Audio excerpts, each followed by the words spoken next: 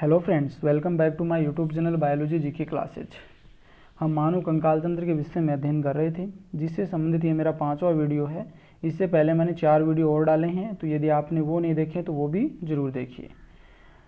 पिछले वीडियो में हमने अक्षीय कंकाल तंत्र के विषय में अध्ययन किया था, जिसमें कुल 80 अस्थियाँ होती हैं।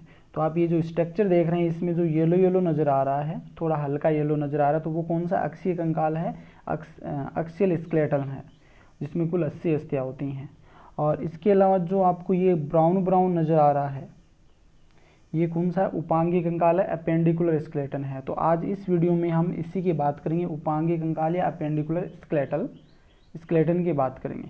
इस वीडियो के अंतर्गत हम हाथों की अस्थियों के विषय में पढ़ेंगे, पैरों की अस्थियों के विषय में पढ़ेंगे, अंश मेखला और श्रोणि मेखला आदि के विषय में डिटेल से अध्ययन करेंगे। यह video 10th class, 12th class, REET, NEET और जितने भी कंपटीशन एग्ज़ाम हैं उन सभी के लिए बहुत ही महत्वपूर्ण है। और विशेषकर जो 12th क्लास बायोलॉजी के बच्चे हैं तो उनके ये सिलेबस में है, तो इस कारण उनके लिए बहुत अधिक महत्वपूर्ण है। तो आप मेरे वीडियो को शुरू से लेकर अंत तक ध्यानपूर्वक देखिए, और यदि अभी तक आपने मेरे चैनल को सब्सक्राइब नहीं किया है तो सब्सक्राइब जरूर कर लीजिए। तो आइए शुरू करते हैं। आज का हमारा टॉपिक उपांगीय कंकाल। उपांगीय कंकाल या अपेंडिकुलर स्केलेटन, जिसमें 126 अस्थियाँ होती है। यानी कि मनुष्य में 206 अस्थियाँ होती है, जिसे हम 2 भागों में बांटते हैं।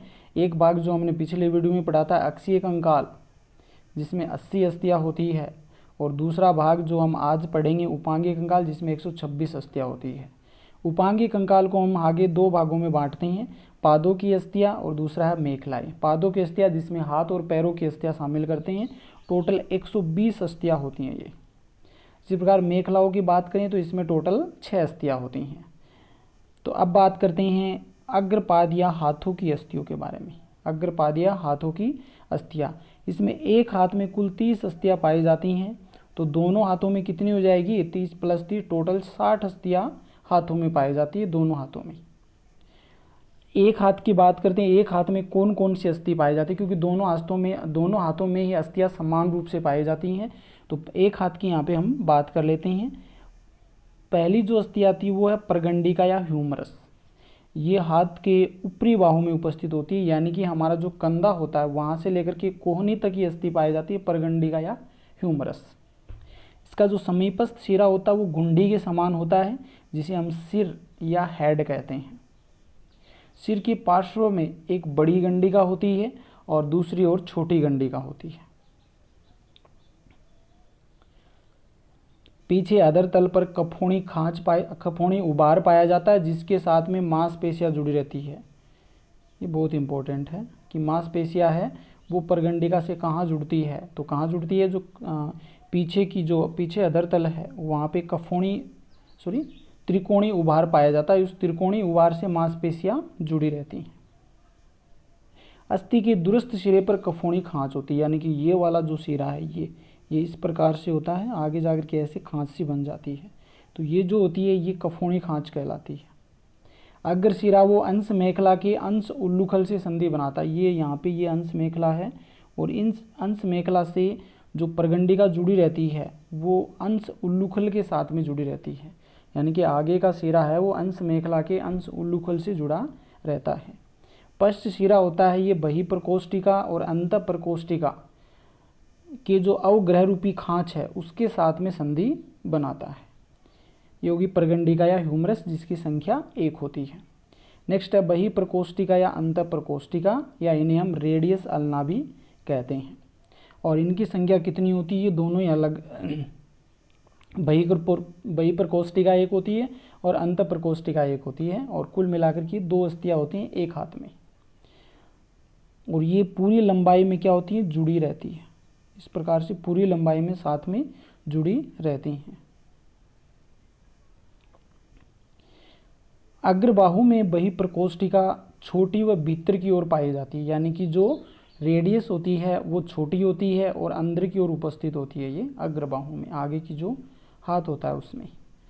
अंतःप्रकोष्ठिका होती है ये बड़ी होती है और बाहर की ओर होती है। दोनों में ये अंतर हो गया कि जो रेडियस है ये तो क्या होती है, या बहिप्रकोष्ठिका छोटी होती है भीतर की ओर होती है, जबकि अंतःप्रकोष्ठिका ये बड़ी होती है और बाहर की ओर होती है। रेडियस के अग्र सिरे के पास में एक अवग्रह रूपी खांच होती है और इस खांच में प्रगंडिका यानी कि ह्यूमरस जुड़ी रहती है। रेडियस के अग्र सिरे पर आगे वाला सिरा है ये वाला, तो वहाँ पर एक खांच होती है अवग्रह रूपी खांच जहाँ पर प्रगंडिका या ह्यूमरस जुड़ी रहती है।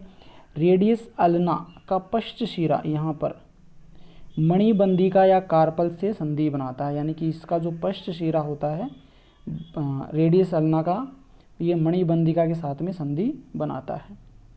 नेक्स्ट अब मणिबंधिका या कार्पल, इनकी संख्या 8 होती है और ये हाथ की कलाई में पाई जाने वाली अस्थियां हैं, हाथ की कलाई में पाई जाती हैं। और संख्या कितनी होती है? 8 होती है। 2 पंक्तियों में स्थित होती है। फर्स्ट पंक्ति में होती है बही मणिबंधिका, मध्यम मणिबंधिका और अंत मणिबंधिका। एक पंक्ति में 3 अस्थियां हो गई। जो दूसरी पंक्ति है उसके अंदर कुल 5 अस्थियां होती है, ट्रेपीजियम, ट्रेपीजोइड, सेंट्रली और ये मैग्नम। ट्रेपीजियम, ट्रेपीजोइड, सेंट्रली, मैग्नम और ऑन्सिफोरम, ये 5 अस्थियां होती हैं और कुल मिलाकर 8 अस्थियां वो कार्पल के रूप में या मणिबंधिका या हाथ की कलाई में पाई जाती है। नेक्स्ट बात करते हैं कराभिकाएं। कराभिकाएं या इन्हें बोलते हैं मेटाकार्पल्स, मेटाकार्पल्स या कराभिकाएं। इनकी संख्या 5 होती है और ये जो हाथ की हथेली होती है उस हथेली में पाई जाती है। संख्या कितनी होती है? 5 होती है। इन्हें कराभिकाएं या मेटाकार्पल्स बोलते हैं और ये जो हाथ की हथेली होती है उसमें पाई जाती है, लंबी लंबी अस्थियां होती है ये। नेक्स्ट है अंगुला अस्थियां। अंगुला अस्थियां या इन्हें हम बोलते हैं फेलेंजेज, फेलेंजेज या अंगुला अस्थियां। इनकी संख्या होती है 14, यानी कि अंगूठे में 2 होती है, इसके अलावा जो प्रत्येक अंगुली होती है उसमें 3-3 अस्थियां पाई जाती हैं। और इस प्रकार कुल हमारी जो अंगुलियां होती है इनमें अंगुला अस्थियां कितनी होती है? 14 अस्थियां होती है। ये कुल 5 प्रकार की जो अस्थियां हैं वो हमारे हाथ में देखने को मिलती है और इन्हीं के आधार पर अंगुली सूत्र बनाया गया मानव के लिए वो होता है 2 3 3 3। तो 3 3 6 3 9 3 12 2 14, यानी कि अंगुलियों के अंदर कितनी अस्थियां होती है? 14 अस्थियां होती है। एक बार दोबारा से हम स्ट्रक्चर में देख लेते हैं। तो सबसे पहले बात की थी हमने ह्यूमरस की, जिसकी संरचना ये होती है। यहाँ पे इसका सिर होता है जो एक घुंडी के समान संरचना होती है। ये क्या होती है? अंश मेखला होती है जिसके अंश उल्लूखल से जुड़ा रहता है, जबकि नीचे की ओर जो अवग्रह रूपी खांच होती है उसके साथ में संधि बनाता है बहिप्रकोष्ठिका और अंतःप्रकोष्ठिका से। इसके बाद में नेक्स्ट हमने बात की थी रेडियस अल्ना की। तो जो अल्ना होती है ये बाहर की तरफ होती है, अल्ना जो होती है अंतःप्रकोष्ठिका बड़ी होती है और बाहर की तरफ होती है, जबकि रेडियस जो बहिप्रकोष्ठिका है ये बाहर अंदर की ओर होती है और छोटी होती है और पूरी लंबाई में ये आपस में जुड़ी रहती है। इसका जो ऊपर का भाग है ये है अवग्रह रूपी खांच के अंदर प्रगंडिका या ह्यूमरस से संधि बनाता है, जबकि नीचे का वो जो भाग है ये क्या करता है? ये कार्पल्स के साथ या मणिबंधिका के साथ में संधि बनाता है। इसके बाद में हमने कार्पल्स की बात की थी जिन्हें हम मणिबंधिका अस्थियां भी कहती हैं। इनकी संख्या 8 होती है, ये 2 पंक्तियों में स्थित होती है। इसके बाद मेटाकार्पल्स की बात की तो जो हमारी हथेली के अंदर पाए जाने वाली अस्थियां होती हैं मेटाकार्पल्स या कराभिकाएं, और इनकी संख्या कुल 5 होती है और लंबी लंबी अस्थियां होती है। इसके बाद में हमने अंगुला अस्थियों की बात की थी। अंगुला अस्थियां टोटल कितनी होती है? 14 होती है। अंगुली में मतलब प्रत्येक अंगुली में 3 होती है, अंगूठे में 2 होती है, टोटल 14 अस्थियां होती है और इसी के आधार पर अंगुली सूत्र बनाया गया है 2 3 3 3 3, टोटल 14 अस्थियां होती हैं। अब नेक्स्ट बात करते हैं पश्चपाद की अस्थियां या पैरों में पाए जाने वाले अस्थियां। तो एक पैर में 30 होती है, दोनों पैरों में मिलाकर कितनी हो जाएगी? 60 हो जाएगी। सबसे पहले बात करते हैं एक पैर की बात करते हैं। तो एक पैर में पहली अस्थि पढ़ते हैं उर्विका या फीमर। उर्विका या फीमर जिसकी संख्या कितनी होती है? 1 होती है और टांग की जांग में स्थित होती है। ये जहाँ पर कुल्ले से शुरू होकर के यानी कि श्रोणी मेखला से शुरू होकर के और जो घुटना होती है वहाँ तक स्थित होती है ये फीमर या उर्विका। समीपस्थ सिरे पर घुंडी समान संरचना होती है। ये यहाँ पर समीपस्थ सिरे पर घुंडी समान संरचना होती है और ये जो सिर होता है ये श्रोणी मेखला का जो श्रोणी उल्लूखल है उसके साथ में संधि बनाता है। देखो हमने पीछे ह्यूमरस पढ़ी थी जिसमें अंश उल्लूखल होता है, उसके साथ में संधि बनाता है, जबकि उर्विका या फीमर होती है, इसके अंदर श्रोणी मेखला का जो श्रोणी उल्लूखल होता है उसके साथ में संधि बनाती है उर्विका या फीमर अस्थि। और ये हमारे शरीर की सबसे बड़ी अस्थि, ये बहुत बार पूछा गया क्वेश्चन है कि मानव शरीर की सबसे बड़ी अस्थि कौन सी है, तो फीमर या उर्विका। उर्विका के पश्च सिरे पर दो कंधों के मध्य एक गहरी खांच होती है, ये वाला, ये इस प्रकार से होती है, इस प्रकार से। तो यहाँ पे ये जो खांच होती है इसे बोलते हैं हम अंतरकंदीय खांच, यानी कि जो फीमर होती है उसके पश्च सिरे पर दो कंध होती हैं, उन दोनों कंधों के बीच में एक गहरी खांच होती है जिसे अंतरकंदीय खांच कहते हैं। पश्च शिरा होता है वो अंतर्जंघिका से संधि बनाता है। पश्च शिरा जो संधि बनाता है वो अंतर्जंघिका यानी कि जो हमारी टिबिया फिबुला जो अस्थि होती है उसके साथ में संधि बनाता है। इसके बाद में आती है पट्टी जानुफल या पेटेला। पट्टी जानुफल या पेटेला जिसकी संख्या 1 होती है, चपटी अस्थि होती है, यहाँ पे आप संरचना देख सकते हैं, और हमारे जो घुटने के ऊपर पाई जाती है जानुफल या पेटेला जिसकी संख्या 1 होती है। नेक्स्ट अस्थियों की बात करते हैं अंतःबहिजंघिका या टिबिया फिबुला। तो अंतःबहिजंघिका ये दोनों को 2 अस्थियाँ होती हैं कुल, टिबिया फिबुला, यहाँ पे देख सकते हैं दोनों ही पूरी लंबाई में जुड़ी रहती हैं, टिबिया और फिबुला अस्थियाँ। अंतःजंघिका हो गई टिबिया और बहिजंघिका है फिबुला। पिंडली में स्थित होती है, जो हमारी पिंडी होती है उसके अंदर स्थित होती है। अंतःजंघिका लंबी व सीधी अस्थि होती है, अंतःजंघिका लंबी व सीधी अस्थि होती है। इसके अग्र भाग पर परजंघिका कंटक से पिंडली की पेशियाँ जुड़ी रहती है, यानी कि जो अंतःजंघिका है ये सीधी होती है, लंबी अस्थि होती है, और इसके जो आगे का भाग है वहाँ पर परजंघिका कंटक पाया जाता है, परजंघिका कंटक, इसके साथ में जो पिंडली की पेशियाँ है वो जुड़ी रहती है। नेक्स्ट बात करते हैं बहिजंघिका यानी कि फिबुला। ये छोटी होती है, बाहर की ओर स्थित होती है, और इसका जो अग्र भाग होता है वो स्वतंत्र होता है, यानी कि इसका आगे का भाग है वो स्वतंत्र हो, किसी के साथ नहीं जुड़ता है। पश्च भाग होता है वो अंतःजंघिका से जुड़ा रहता है, पश्च भाग पीछे का भाग वो अंतःजंघिका से जुड़ा रहता है, टिबिया से जुड़ा रहता है। टिबिया का अग्र शिरा उर्विका से, यानी कि जो टिबिया है उसका जो अग्र शिरा है वो उर्विका से जुड़ा रहता है, तथा पश्च शिरा है वो टार्सल से जुड़ा रहता है। पश्च शिरा यहाँ पर टार्सल्स के साथ में संधि बनाता है, अग्र शिरा है वो किसके साथ में संधि बनाता है, उर्विका के साथ में, फीमर के साथ में। नेक्स्ट आती है गुल्फा अस्थिया टार्सल्स, जिनकी संख्या कितनी होती है, 7 होती है, और ये हमारा जो टकना होता है पैर के टकने में उपस्थित होती हैं, ये कुल 7 अस्थियाँ होती हैं। नेक्स्ट है मेटाटार्सल्स या परपदिनाए, मेटाटार्सल्स या परपदिनाए। तो ये हमारा जो पैर होता है जो उसमें स्थित होती है, नीचे वाले पैर में, पंजे में स्थित होती है, इनकी संख्या 5 होती है। नेक्स्ट है अंगुला अस्थिया, इसकी संख्या टोटल 14 होती है, जिसे हम फेलेंजेस भी कहते हैं, और ये पैरों की जो अंगुलियाँ होती है, अंगूठे में 2 होती है और अंगुलियों में वही उसी प्रकार से 2 3 3 3 3, यही अंगुली सूत्र हो जाएगा पैरों का भी। तो इस प्रकार से व्यवस्थित होती हैं टोटल 14 अस्थियाँ। तो एक बार इस चित्र में देख लो, ये ह्यूमरस होती है जो मानव शरीर की सबसे बड़ी अस्थि होती है। ऊपर की ओर घुंडी समान संरचना होती है जिसे हम सिर कहते हैं, जो कि श्रोणी मेखला की श्रोणी उल्लूखल से संधि बनाता है, और नीचे का भाग जो होता है ये अंतःबहिजंघिका से संधि बनाता है। और नीचे की ओर क्या होती है, एक खांच होती है जिसे अंतरकंदीय खांच कहते हैं, और इसके नीचे जो पटेला अस्थि स्थित होती है जो चपटी होती है, और इसी प्रकार इसके नीचे की ओर 2 अस्थियाँ और पाई जाती हैं जिसे हम टिबिया फिबुला या अंतःबहिजंघिका कहते हैं, दोनों पूरी लंबाई में जुड़ी रहती हैं। और ये ऊपर की ओर है उर्विका से संधि बनाता है, नीचे की ओर मणि जो टार्सल्स होती हैं उसके साथ में संधि बनाता है, टार्सल्स या गुल्फा अस्थियों के साथ में संधि बनाता है। संख्या कितनी होती है इनकी, 2 संख्या होती है। नेक्स्ट है फिर मेटाटार्सल्स, यानी कि परपर्दिनाए। तो इसकी संख्या कितनी होती है, 5 होती है, और जो पैर होता है ये, जिसे हम फाब्बा बोलते हैं, उसमें स्थित होती है ये। नेक्स्ट है अंगुला अस्थियाँ, जिसे हम फेलेंजेज भी बोलते हैं। तो ये अंगुलियों में टोटल 14 अस्थियाँ होती हैं। ये होगी पैरों की अस्थियाँ, जो कुल मिलाकर कितनी होती है, 60 होती है टोटल। तो हमने 120 अस्थियों की बात कर ली है। 60 होती है हाथ, दोनों हाथों में, और 60 होती है दोनों पैरों में, और इस प्रकार से कुल मिलाकर के टोटल 120 अस्थियाँ होती है हाथों और पैरों में। नेक्स्ट बात करते हैं मेखलाओं की, जिनमें अस्थियों की संख्या टोटल 6 होती है। दो प्रकार की मेखलाएँ होती हैं, अंश मेखला और दूसरी है श्रोणी मेखला। अंश मेखला में 4 अस्थियाँ होती है, श्रोणी मेखला में 2 अस्थियाँ होती हैं।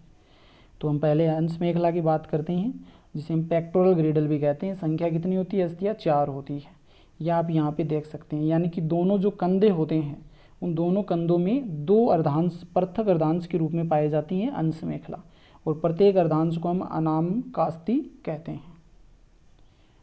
प्रत्येक अर्धांश में जो अस्थियाँ होती हैं, 2 अस्थियाँ पाई जाती हैं, यानी एक अर्धांश में 2 होती है, दूसरे अर्धांश में 2, तो वैसे कुल मिलाकर के 4 अस्थियाँ हो गई है।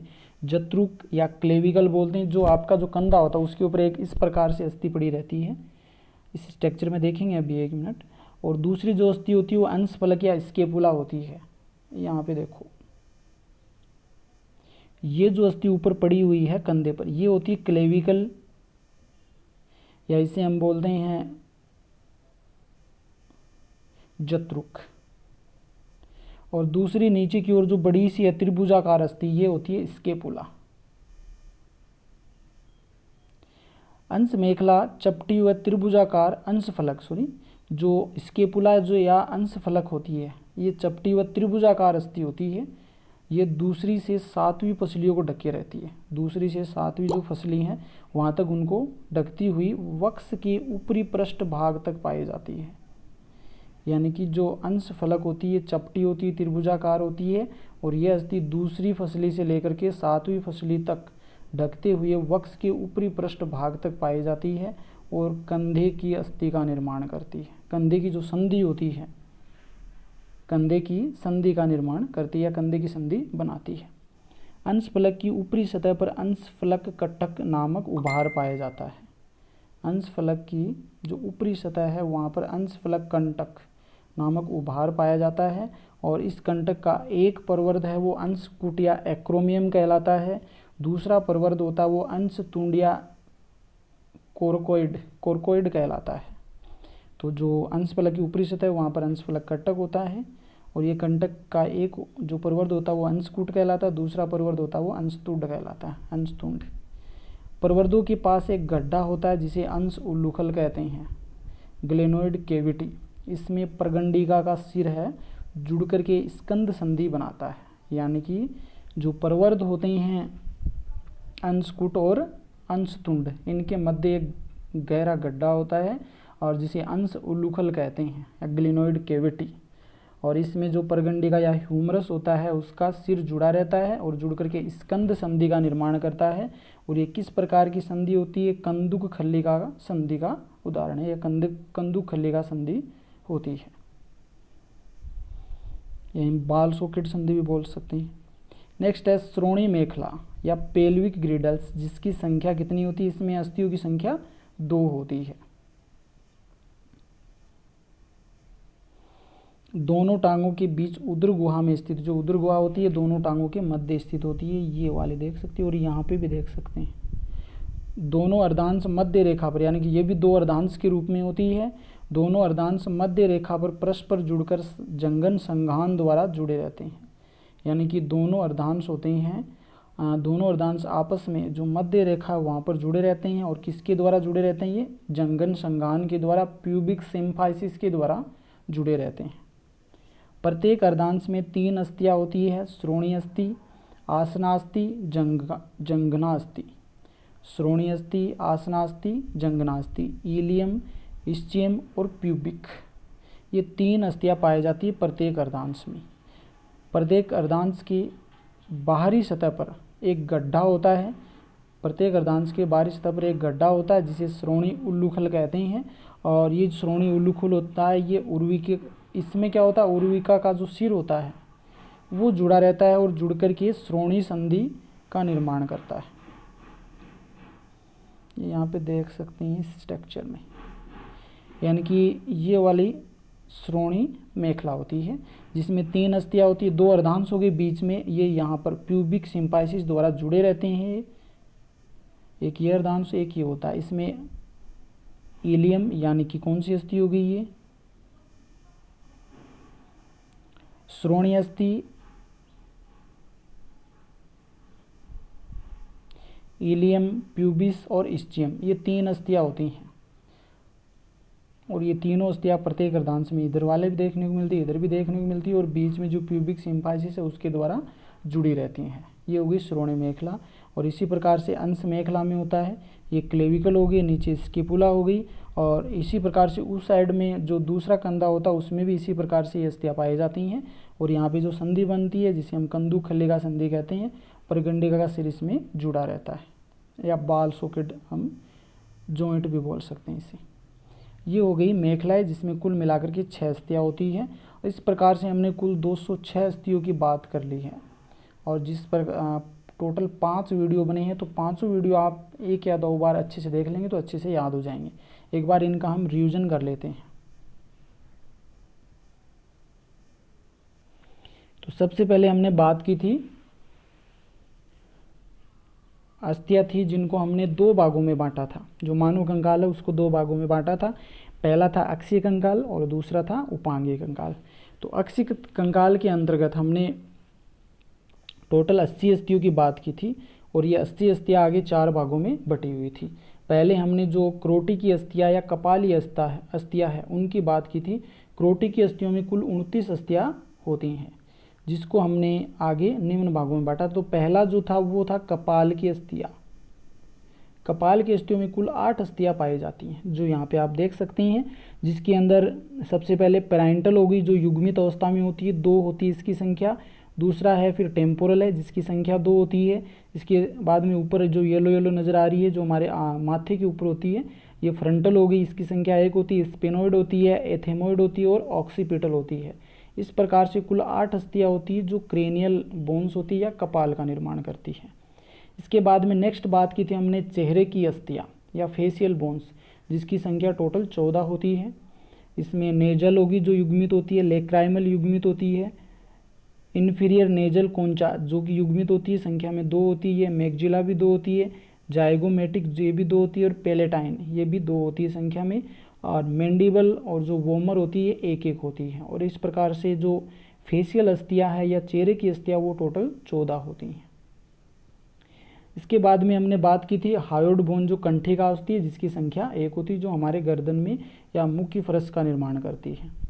और इसके बाद में नेक्स्ट हमने बात की थी मध्यकर्ण की अस्थियां, जिसमें टोटल 6 अस्थियां थी, मेलियस, इनकस और स्टेपिज। एक कान के अंदर 3 अस्थियां, तो दोनों में मिलाकर के 6 होगी, मेलियस, इनकस और स्टेपिज। और स्टेपिज होती है ये बहुत इंपॉर्टेंट है, क्योंकि हमारे शरीर की सबसे छोटी अस्थि होती है ये। इसके बाद में हमने नेक्स्ट बात की थी कशेरुक दंड या मेरुदंड की अस्थियां, जो टोटल बच्चों में तो 33 होती है, और जो छोटे जो वयस्क होते हैं उनमें 26 होती है। तो यहाँ पर आप देख सकते हैं, जो इनको हमने निम्न भागों में बांटा था। वक्षीय कशेरुक हैं, टोटल 7 होती हैं। थोरेसिक गिरवा कशेरुक हैं, ये 7 होती हैं। वक्षीय कशेरुक इसमें 12 अस्थियां होती हैं। लंबर या जिसे हम कटी प्रदेश बोलते हैं, जिसमें 5 अस्थियां होती हैं, कटी कशेरुक। और कटी कशेरुक के बाद में जो पुंछ कशेरुक होता है, त्रिक कशेरुक जो त्रिक कशेरुक होता है, जिसमें सेक्रम या त्रिक कशेरुक, जिसमें 5 अस्थियां होती हैं जो फ्यूज होकर के एक बना लेती हैं। वयस्क में 1 होती है और बच्चों में 5 होती हैं ये। और इसके बाद में हमने पुंछ कशेरुक या अनुत्रिक कशेरुक की बात की थी, जिसमें टोटल 4 अस्थियां होती हैं जो जुड़ करके 1 अस्थि बनाती है। वयस्क में 1 बना लेती है, बच्चों में 4 होती है। इस प्रकार से बच्चों में 33 और वयस्क होती है उसमें 26 कशेरुकाएँ उपस्थित होती हैं। इसके बाद में हमने बात की थी रिब्स की बात की थी। रिब्स में देखें तो टोटल ये 12 जोड़ी रिब्स पाए जाती हैं, 12 जोड़ी फसलियाँ पाई जाती हैं, जो कि 3 प्रकार की होती हैं। सबसे पहले ट्रू रिब्स होती है, जिसमें 1 से लेकर के 7 तक जो जोड़ियाँ होती हैं, वो जो फसलियाँ होती हैं वो वास्तविक फसलियाँ होती हैं। नेक्स्ट है जो कि कूट फसलियाँ होती हैं जिन्हें हम फाल्स रिप्स भी बोलते हैं। ये टोटल होती हैं 9वें 10वें 8वें 9वें 10वें नंबर की। 8वें 9वें और 10वें नंबर की जो फसलियाँ होती हैं वो कौन सी होती है? कूट फसलियाँ होती हैं। और इसके बाद में जो अंतिम 11वें और 12वें नंबर की बचती हैं ये मुक्त फसलियाँ होती हैं। और इस प्रकार से कुल 12 जोड़ी फसलियाँ पाई जाती हैं। इसके बाद में हमने बात की थी स्टर्नम की, जो संख्या में 1 होता है, जिसे हम उरोस्ती भी कहते हैं। और इस प्रकार से देखो इसके अंदर आप संरचना में देख सकते हैं ये वाली जो कशेरुकाएँ हैं और फसलियाँ हैं और जो उरोस्ती, ये तीनों मिलकर के प्रशुका पिंजर का निर्माण करती हैं। और ये प्रशुका पिंजर क्या करता है? हमारे जो कोमल अंग होते हैं, फेफड़े, हार्ट, इन सभी की सुरक्षा करने का कार्य करता है। ये हमने जो अक्षीय कंकाल है उसकी बात कर ली। आज हमने जो उपांगी कंकाल पढ़ा था उसमें भी इसी प्रकार से अस्थियाँ होती हैं। पहले हाथ की अस्थियाँ होती हैं टोटल, तो उसमें बात करें तो सबसे पहले ह्यूमरस होती है। हाथ में क्या होती है? एक हाथ में 30 होती है, टोटल 60 अस्थियाँ होती हैं। तो सबसे पहले ह्यूमरस की बात की थी, जो कि बहुत लंबी अस्थि होती है, संख्या में 1 होती है। इसके बाद में हमने रेडियस अल्ना की बात की थी। फिर इसके बाद रेडियस अल्ना जो कि संख्या में 2 होती हैं। कार्पल्स हैं जो संख्या में 8 होती हैं। मेटाकार्पल्स जो हमारी हथेली में होती हैं संख्या में 5 होती हैं। और फेलेंजेस जो 14 होती हैं। इस प्रकार एक हाथ में 30 और दोनों हाथों में 60 अस्थियाँ होती हैं। इसी प्रकार से जो पैर होता है उसमें भी अस्थियाँ पाई जाती हैं। एक पैर में 30 और दोनों पैरों में मिलाकर के 60 अस्थियाँ होती हैं। तो सबसे पहले बात करते हैं फीमर, जिसकी संख्या 1 होती है, जो हमारे शरीर की सबसे बड़ी अस्थि होती है। इसके बाद में पेटेला होती है जो संख्या में 1 होती है, जो कि हमारे घुटने में पाई जाती है। इसके बाद में टीबिया फिबुला जो 2 अस्थियाँ होती हैं और साथ में जुड़ी हुई पाई जाती हैं। ये टीबिया फिबुला या अंतःबहिर्जंघी का भी बोलते हैं इसे। इसके बाद में होती है गुल्फा अस्थियाँ, जिसकी संख्या 7 होती है। गुल्फा अस्थियाँ जिसे हम टार्सल्स भी बोलते हैं। इसके बाद में मेटाटार्सल्स होती है जिन्हें परपदिनाए बोलते हैं, जिनकी संख्या होती है 5। इसके बाद में कुल अस्थियाँ आती है 14, जो कि हमारी जो पैर होती हैं उनकी अंगुला अस्थियों के रूप में 14 अस्थि पाई जाती है उनके अंदर। तो इस प्रकार से हमने कुल जो नेक्स्ट हम मेखलाओं के विषय में पढ़ा था, यानी कि मेखलाओं को देखा था, जिसमें कुल 6 अस्थियाँ पाई जाती है। तो पहली मेखला देखी थी अंश मेखला, जिसमें 4 अस्थियाँ होती है, यानी कि दोनों जो कंधे होते हैं वहाँ पे ये उपस्थित होती है। तो एक जो कंधा होता है तो उसमें 2 अर्धांशों के रूप में पाई जाती है। तो एक में क्या हो जाएंगी? एक अंश मेखला में 2 अस्थि होती है, दोनों में मिलाकर के कुल 4 अस्थियाँ होती है। तो अन्य अस्थियों की बात करें तो क्लेविकल होती है, स्केपुला होती है, यानी कि एक तो इस प्रकार से ऊपर की ओर जत्रुक होती है कंधे में, और एक ये त्रिभुजाकार होती है। इस प्रकार से एक ये त्रिभुजाकार अस्थि होती है, और ये होती है अंश मेखला, जिसमें कुल 4 अस्थियाँ होती हैं। नेक्स्ट बात करते हैं श्रोणी मेखला, जिसमें 2 अर्धांशों के रूप में पाई जाती है और दोनों अर्धांश प्यूबिक सिम्फाइसिस द्वारा जुड़े रहते हैं। तो एक अर्धांश में 3 अस्थियाँ होती है, दोनों अर्धांश में बात करें तो एक तो इलियम होती है, एक इस्चियम होती है, और एक होती है प्यूबिस। इन तीनों को हम एक ही अस्थि के रूप में देखते हैं आज, लेकिन ये दोनों बीच के अंदर 2 अर्धांश होते हैं, इस कारण 2 अस्थियाँ हो गई है। तो ये तीनों ही क्या होती हैं? ये श्रोणी मेखला है उसमें पाए जाने वाले अस्थियाँ हैं एलियम, इस्चियम और प्यूबिस। श्रोणी अस्थि, आसनास्थि और ये होती है जंघास्थि, ये 3 अस्थियाँ होती है। इस प्रकार से हमने कुल 206 अस्थियों के विषय में डिटेल से पढ़ लिया है। ये अस्थियाँ कहाँ कहाँ पाई जाती है और कैसे कैसे ये जुड़ी रहती है। अब आपका जो भी क्वेश्चन इस कंकाल तंत्र से संबंधित कंपटीशन एग्जाम हो, चाहे आपका अजमेर बोर्ड का जो 12th बायोलॉजी से संबंधित हो, डिटेल से हो, या जो वस्तुनिष्ठ प्रश्न हो, कोई भी क्वेश्चन आपका गलत नहीं होगा। यदि आपको 1 या 2 बार इस वीडियो को अच्छे से देख लिया तो पूरा टॉपिक आपका क्लियर हो जाएगा। यदि आपको ये वीडियो अच्छा लगा है तो कमेंट कीजिए, लाइक कीजिए और बहुत अधिक से अधिक इन्हें शेयर कीजिए। और यदि अभी तक आपने मेरे चैनल को सब्सक्राइब नहीं किया है तो सब्सक्राइब जरूर कर लीजिए। आगे हम जो नेक्स्ट वीडियो लेके आएंगे उसमें कोई 12th क्लास का कोई अच्छा सा ऐसा टॉपिक लेके आएंगे जो कि कंपटीशन के लिए भी इम्पोर्टेंट हो और हमारे जो 12th क्लास के बायोलॉजी के बच्चे हैं उनके लिए भी इम्पोर्टेंट हो। वीडियो देखने के लिए आपका बहुत बहुत धन्यवाद।